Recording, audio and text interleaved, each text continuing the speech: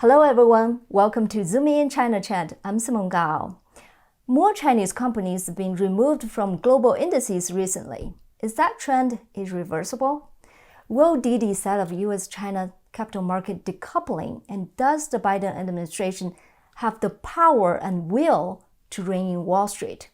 I had these discussions with Roger Robinson. He is chairman of the Prague Security Studies Institute and former chairman of the Congressional US-China Economic and Security Review Commission. He earlier served as Senior Director for International Economic Affairs at the National Security Council under President Reagan.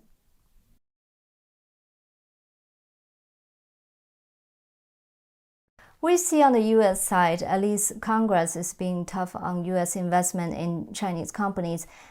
On the Chinese side, the CCP is also showing a toughening stance. For example, the central leadership is not forgiving Didi.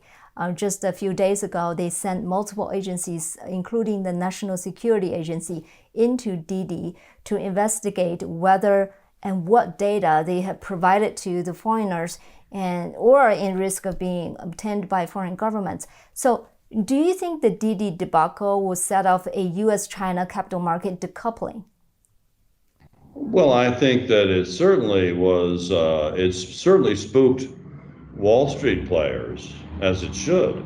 I mean, it made fools of to some extent, of the major US firms that were managing the DDO, the Didi Global IPO. It certainly wasn't a brilliant day for them. And I think it underscores the capriciousness and intrusiveness of the Chinese Communist Party, its unpredictability, its willingness to intervene just like it did with the Ant IPO, which, as you know, it scuttled 2 days before it was supposed to go public at $37 billion. And there are other cases. They've gone after Tencent. This China tech crackdown is in full swing, as you know. And there's going to be a lot of casualties along the trail in the terms of American shareholders if we're not careful. And I think Congress is very upset about the way the Didi Global deal went down. You're going to see legislative action and maybe hearings because of that fact. But let's get to what China really has in mind. China says it's trying to protect its data. What it's really trying to do is leverage those companies in part to get as much user data out of them as it possibly can for their own credit scoring system and surveillance state activities.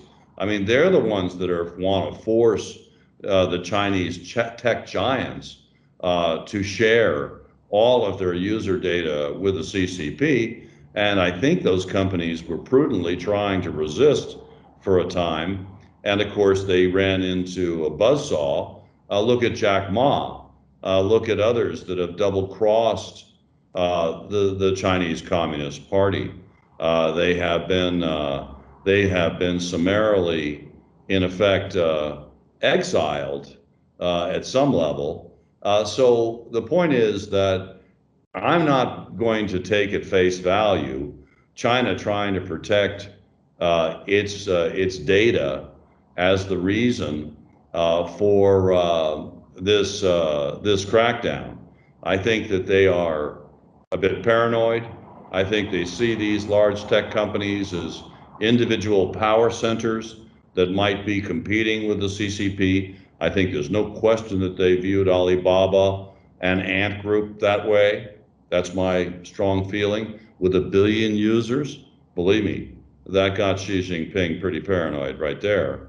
And then they want to twist their arms and make life tough for them so they can get their hands on that precious user data. Sorry to be a bit cynical, but I see those as more compelling reasons than the ones that they're offering. Yeah, I agree with you. The real reason is that Xi Jinping will not share his power with the private sector, especially since a big share of these companies are actually held by his political enemies. So the next question, I think now the bigger picture is that if you look at the foreign direct investment and indirect investment in China, America is no longer a big investor. It's the ASEAN countries, and for many years, Hong Kong is the biggest investor. Now things may change, but still, US is not a big investor in China. So some critics say that if you ban US investment in China, the only entity that will be hurt will be the US investors, since the vacancies they left will be filled by other countries. So the Chinese companies will actually not be hurt. What do you think? I think it's laughable. The detractors, the critics are trying to say, if we miss this opportunity, somebody's just going to take our place. If we start to get tough in terms of asking for compliance of our federal securities laws, we're going to damage the competitiveness of the U.S. capital markets in the world, and we're going to be sending those IPOs and all the fees to Hong Kong and elsewhere. Better not do that, right? Mm-hmm. This is nonsense. The U.S. capital markets are roughly the size of the rest of the world's combined. We hold about 66% or so of the world's investable capital and liquidity. Our dollar is the world's reserve currency. We move hundreds of billions of dollars to China routinely that they are using for desperately needed dollar-based financing, without which they can't prosper and they can't keep that growth rate up. We're the only market that's deep enough and voluminous enough in the world to provide that kind of critically needed dollar financing. For example, my old commission, the USChina Economic and Security Review Commission, which I chaired, states that there's 248 Chinese companies on US exchanges. Well, maybe NASDAQ and the New York Stock Exchange. What about the hundreds, the 700 or more that are in the over-the-counter market? What about hundreds, if not 1,000 more, that are in the exchange-traded funds of Wall Street through having been purchased in A shares out of Shenzhen and Shanghai and moved directly into the portfolios of the American people with no diligence, no regulatory oversight. The back door, as I call it, of US indices and exchange-traded funds. Look, the fact is that the United States is unique in this respect, in that we have most of the money in the 21st century. China does not have a convertible currency. The U.S. utterly dominates the global financial domain. And that's it. I mean, Yeah. there's not a lot you can do about that. So the notion that that they can go somewhere else, they're trying to go to Hong Kong, right? But Hong Kong can't get them the liquidity and the volume of cash, dollars that they need annually. And further, here they are eviscerating freedoms and even the legal reputation of Hong Kong, which is a centerpiece of its existence as a global financial hub. I mean, they're tearing into Hong Kong every day at the very moment that they're relying on Hong Kong to offset the US capital markets. Really? It's not going to work, Simone. I mean, we stand alone. There is no elsewhere when it comes to global capital. And anybody that says, well, they'll just go off to what? To what? Hong Kong, Singapore, Frankfurt, London, Milan? This is nonsense.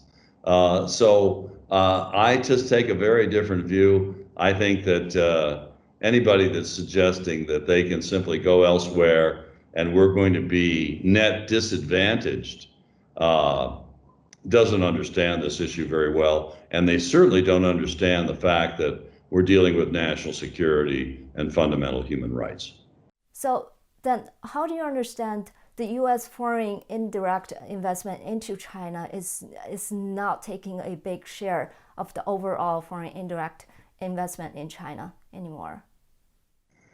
Well, I think that sentiment, business sentiment, has changed radically. I mean, for decades, it was the promise of this kind of breakthrough where you're going to find 1 billion new customers or more for your products.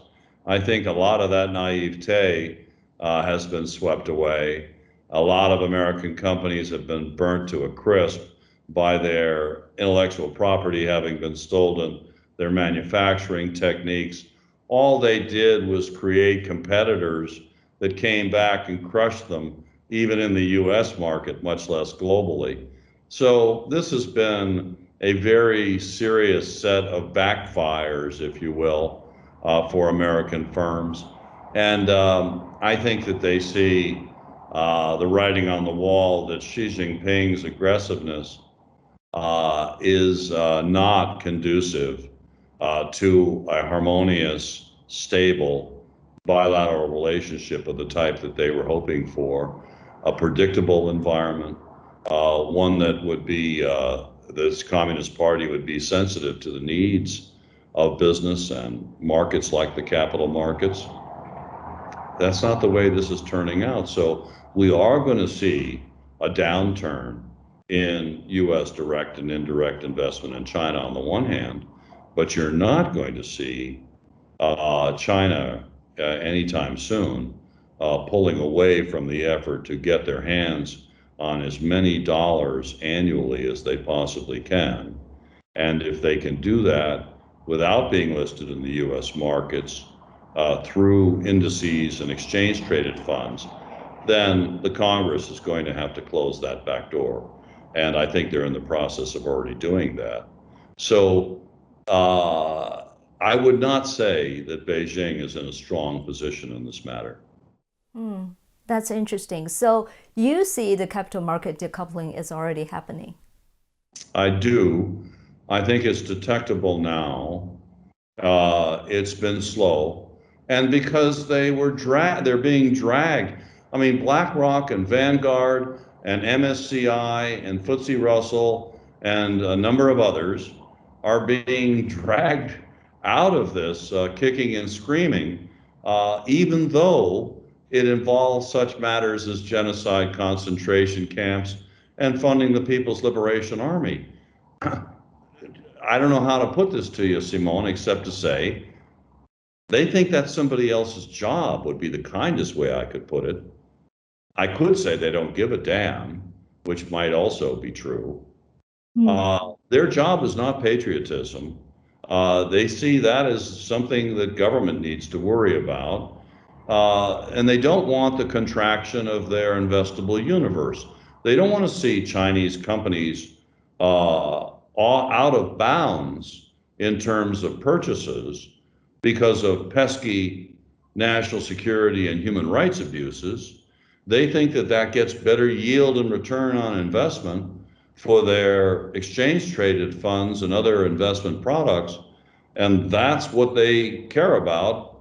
And they also care about those huge fees, bringing them to IPOs and other and bond offerings and other fundraising activities. So there's very different interests here between Wall Street and Washington and Main Street, with Main Street being the victims and Washington waking up and trying to protect those victims, and Wall Street looking about as far ahead as what's my next fee.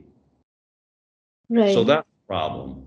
And I think I'm cautiously optimistic that with the bipartisanship of the Congress and the resolve shown to date by the Biden administration and its preservation of the previous administration's momentum and even strengthening of that momentum on the capital markets and the sanctions category, Okay.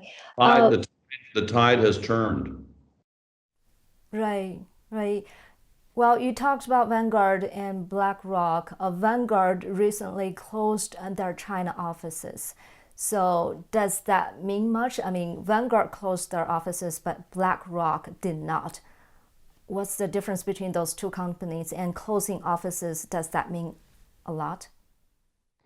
Well, not necessarily. We can talk about that, but BlackRock is, hardcore in the China market. I mean, if you want to choose two entities that are rather diehard about not wanting to appreciate the new realities of the material risk associated with national security and human rights violations, you don't need to look a lot further than BlackRock and MSCI.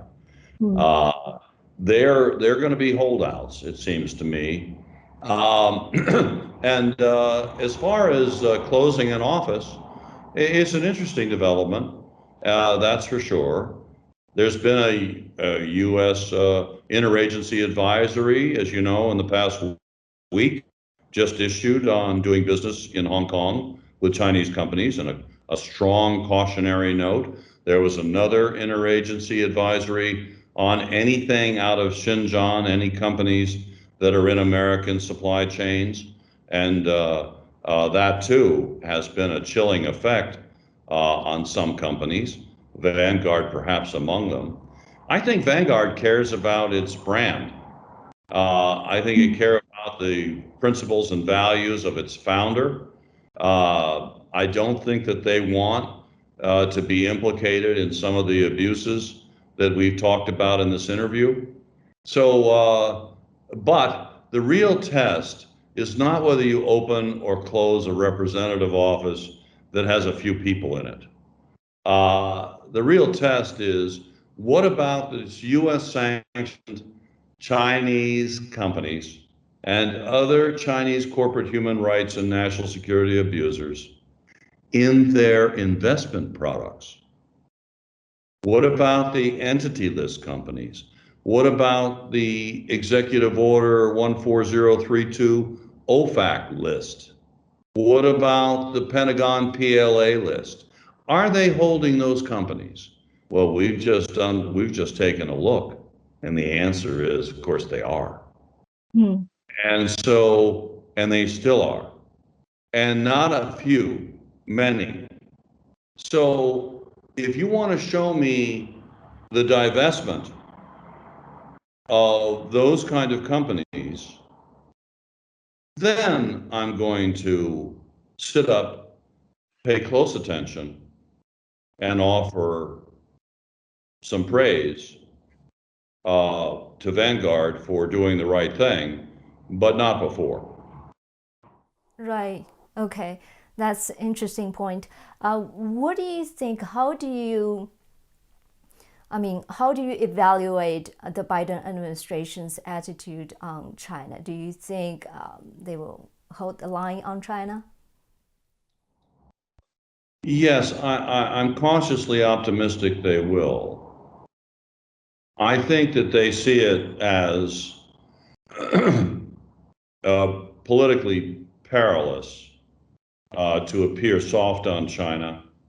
That's not where the country is. I wouldn't be surprised if in the high 70s, low 80s% of the American people are feeling very cautious and even negative toward China today. That is the Chinese Communist Party. No, nothing toward the Chinese people, who we all understand are victims of that system, of that authoritarian police state. So it's not the Chinese people that are in the sights of Americans.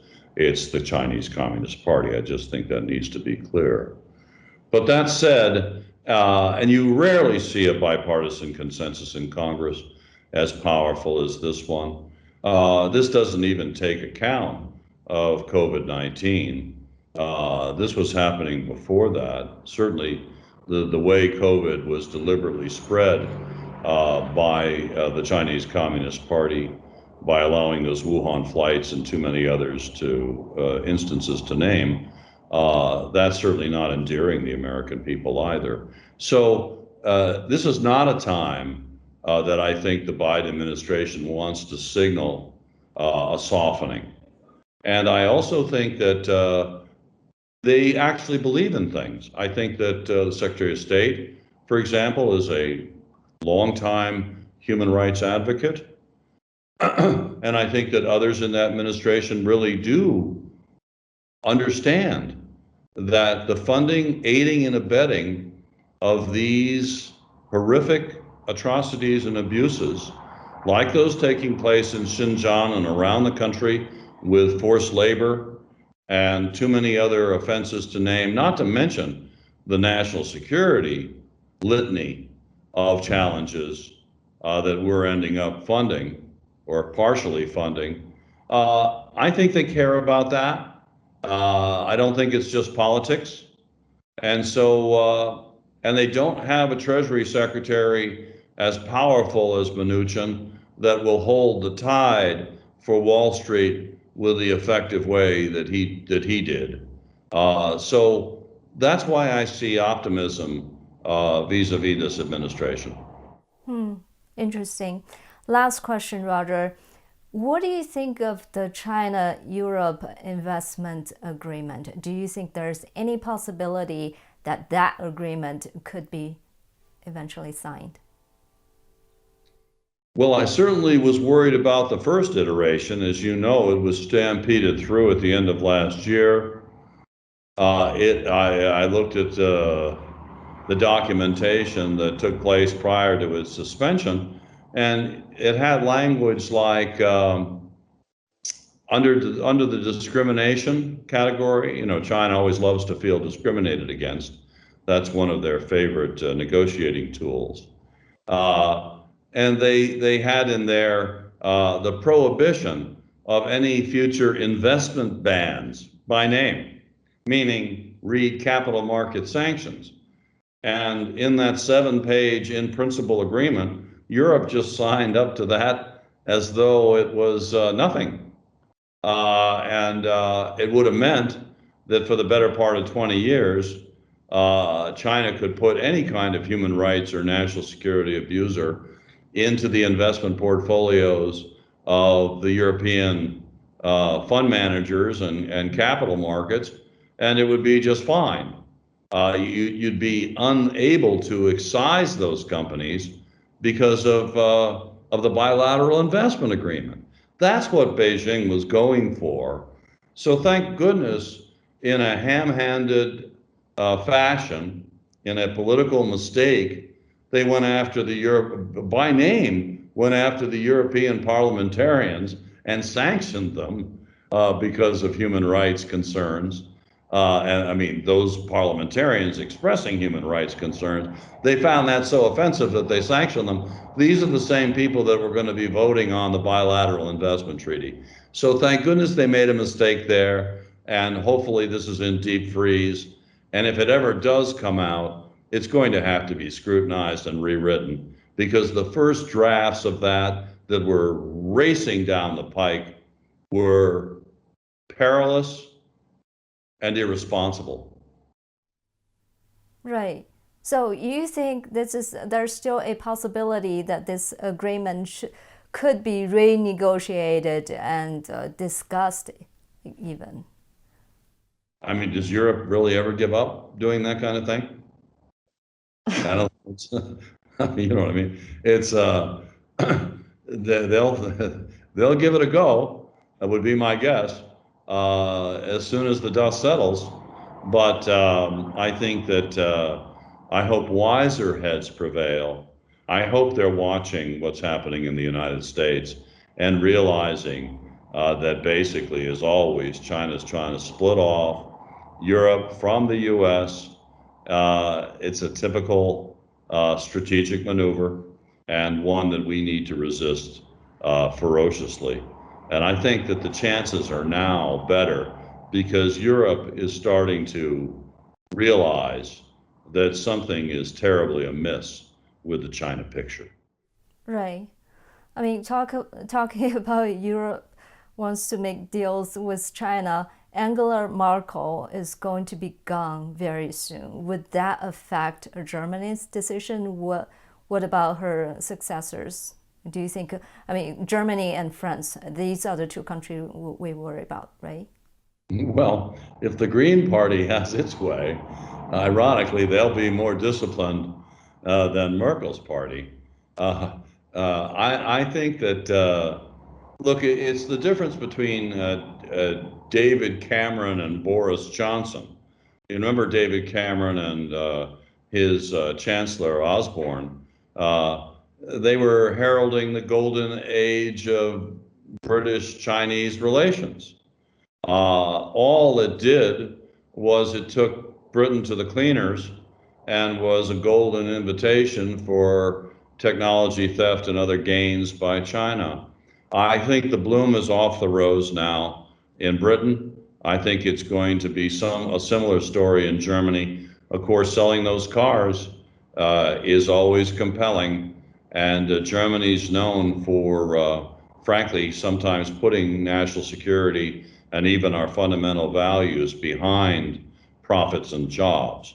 I'm sorry to say that, but I go back with our German friends to the Reagan days and the Siberian gas pipeline with the Soviet Union and learned the hard way, and so did they, by the way, that that kind of instinct is not going to be a lead to transatlantic harmony.